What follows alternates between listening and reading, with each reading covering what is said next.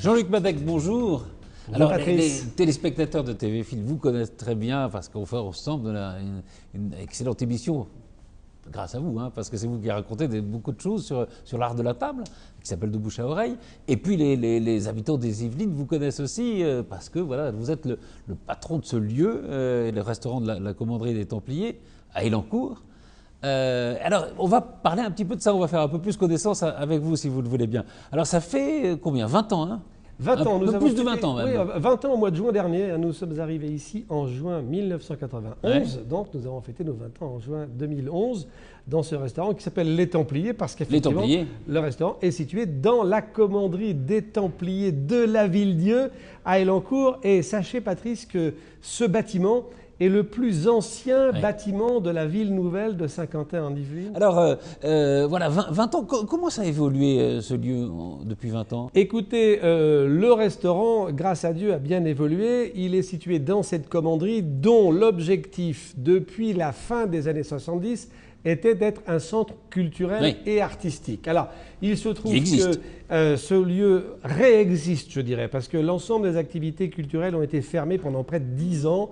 Vous savez probablement que cette ville nouvelle de Saint-Quentin-en-Yvelines fut longtemps organisée en un établissement public d'aménagement et un syndicat d'agglomération nouvelle. Bon, l'EPA de Saint-Quentin a disparu, le SAN aussi, et c'est maintenant donc une communauté d'agglomération. Voilà. C'est la communauté d'agglomération qui est propriétaire de cette bâtisse extraordinaire. Et il se trouve que pour des raisons de budget et de mise en place, de mise en œuvre des programmes, ce lieu a été fermé pendant 10 ans. Il est sur sa partie culturelle en travaux depuis maintenant 2 ans. Et enfin, les travaux vont se terminer probablement à la mi-2012 et nous allons renouer avec les activités culturelles et artistiques. Il y a quand même des expositions, il y a des, des artistes en résidence. Les expositions ont repris depuis 1 an maintenant. Dans le bâtiment des gardes, qui est le bâtiment situé à l'entrée de la bâtisse, de la commanderie. Et puis la chapelle et le bâtiment qu'on appelle le bâtiment de Bièvre sont en rénovation. La chapelle avait eu quelques soucis de pierre, de voûte, etc. Donc la chapelle, d'ailleurs en ce moment, est entièrement abritée derrière un échafaudage. Et les travaux devraient se terminer très très vite. Et puis nous allons accueillir ici dans la commanderie d'autres activités nouvelles à partir de mi-2012. Voilà. Mais le restaurant, lui, il a toujours existé. Il a continué son activité, bon an, mal an, pendant toutes ces années.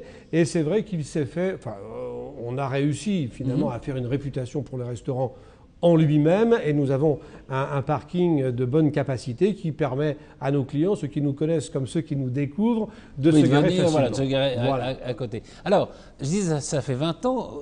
Juste avant, vous n'étiez pas exactement dans la restauration, vous étiez non, en fait, vous dans voyez, le 15e arrondissement. Oui, je suis né en 1953, donc ça vous laisse le calcul, assez facile. Je vais avoir 58 ans à la fin de l'année. Et donc avec mon épouse, Annie, nous avions 38 ans lorsque nous avons pris cette affaire.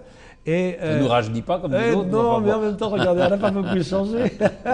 Et alors, Annie et moi avions des activités très différentes. Avant, Annie était fonctionnaire et moi, j'ai passé 10 ans dans un groupe qui s'appelle Forestil. Voilà. Vous dirigez la Cour Boulevard. Alors, j'ai effectivement dirigé d'abord un hôtel pour le groupe Forestil à Bougival, qui est devenu Holiday Inn d'ailleurs maintenant. Ensuite, j'ai pris, sous la direction du président Michel Corbière, président du groupe Forestil, la responsabilité du développement de produits complètement nouveaux en France, puisque j'ai développé c'était extrêmement les nouveau, parcs aquatiques couverts urbains. Et donc ces parcs que nous avions construits d'abord à Lille, à Dijon et à Nîmes ont débouché sur la programmation et ensuite la construction de l'Aquaboulevard, qui jusqu'à maintenant d'ailleurs est le plus grand site de loisirs couvert urbain en Europe.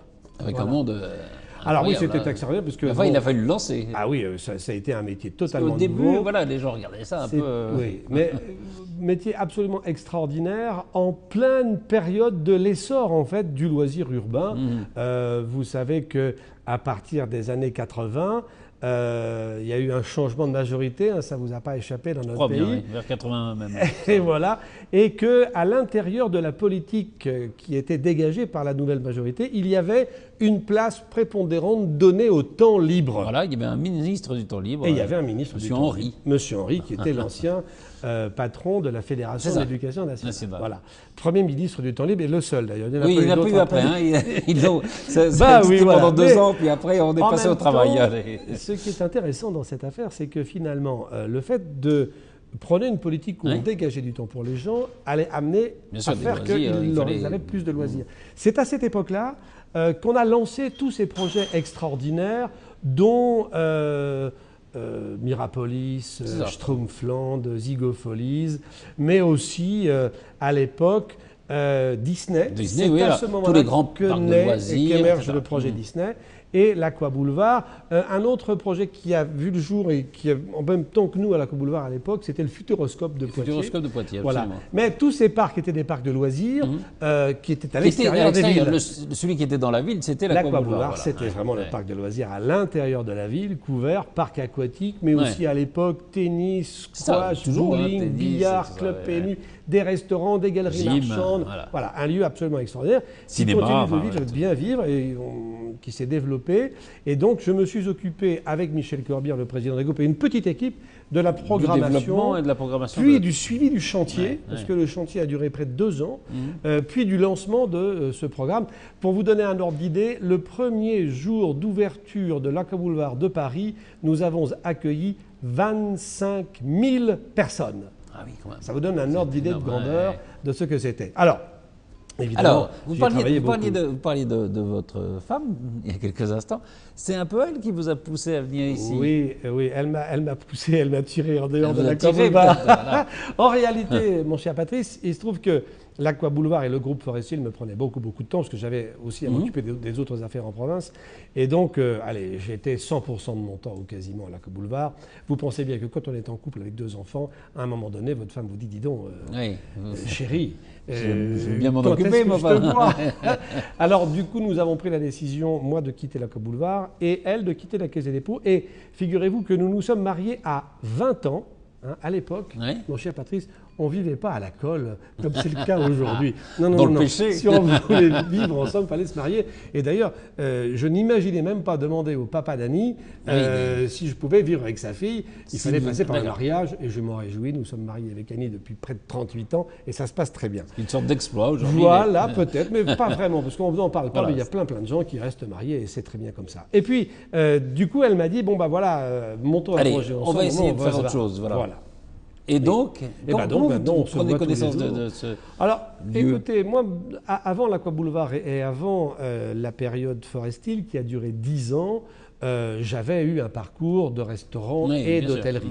J'avais fait l'école de la rue Ferrandi, qui est une école très connue maintenant, mais à l'époque, les formations à Ferrandi étaient mixtes, salle et cuisine. Et donc, j'ai roulé ma bosse dans des affaires comme les Palaces à Deauville, comme le Pied de Cochon au Halles, où je suis resté près d'1 an en sortant de l'armée, maison mythique. Et à l'époque, le Pied de Cochon au Halles, c'était vraiment la brasserie ouverte 24 heures sur 24. Et il y avait encore les pavillons Baltard. Nous sommes en 1974. Et donc les pavillons Baltard existaient toujours. C'était des bouchers qui étaient là et qui étaient en passe de déménager pour aller à la Villette, puis après à Rungis. Mais donc j'ai roulé ma bosse quand même beaucoup dans la restauration. Oui, donc c'était pas une découverte pour vous. Non, c'était pas une découverte pour moi. Et quand mais alors comment vous avez su qu'on cherchait quelqu'un pour s'occuper de ce restaurant D'abord, quand on s'est marié avec Annie, on avait 20 ans, mais quand même, déjà à l'époque, nous avions comme objectif de monter notre propre affaire. Donc, figurez-vous que c'est marié avec un contrat de séparation de biens. Elle avait gardé les gants de toilette, les torchons et les serviettes, et moi, rien. Voilà, il n'y avait rien à séparer. Oui, parce qu'à l'époque, on se disait, si on monte une affaire, il y en aura un qui portera les biens du couple et de la famille, et puis l'autre qui prendra les risques de l'affaire. Maintenant, c'est plus possible, bien entendu, tout le monde est solidaire de tout, mais enfin quand même, on avait déjà réfléchi à ça. Il y avait l'idée. Et oui, et quand on a décidé de prendre cette affaire à 38 ans, eh bien, on s'est interrogé sur le fait que c'était le seul moyen pour nous de pouvoir rééquilibrer notre vie de famille. Et du coup, on a cherché ce qui pouvait nous plaire comme entreprise. Et puis, on a trouvé les Templiers qui marchaient pas très bien à l'époque, alors qu'il y avait un fort potentiel en développement sur la ville nouvelle de Saint-Quentin-en-Yvelines. Et donc, voilà, ça n'a pas été facile au début. Puis, petit à petit, l'affaire a pris son rythme. On est passé à une affaire ouverte 7 jours sur 7, avec un ticket moyen modeste, parce qu'on a considéré qu'ici, sur la ville nouvelle, les gens, pour beaucoup d'entre eux, arrivaient en ville nouvelle, avaient acquis leur appartement, leur maison, etc. Donc, n'avaient pas de gros moyens. Donc, on a fait une carte qui était abordable. C'est toujours le cas aujourd'hui. C'est toujours le cas, oui. Voilà. Et d'ailleurs, j'invite toujours mes confrères à faire très attention au prix, parce que quand on est situé dans une ville nouvelle, les gens arrivent, et c'est encore le cas aujourd'hui, vous savez, avec le développement des grandes entreprises qui sont arrivées à Saint-Quentin-en-Yvelines, je parle de Renault Technocentre, je parle de l'ADS, je parle de plein d'autres grandes entreprises, eh bien ce sont souvent des gens qui arrivent et qui ont besoin de se loger, qui souvent font l'acquisition de leur maison ou de leur appartement. Donc il faut faire attention au fait que ces gens ont envie de sortir, mais pour autant n'ont pas beaucoup d'argent. Donc voilà, on est très attentif à faire des tickets moyens les plus serré possible. Ce qui ne veut pas dire que c'est gratuit, bien entendu, parce qu'on a aussi, nous, une quinzaine de personnes ici. Oui. On a un loyer.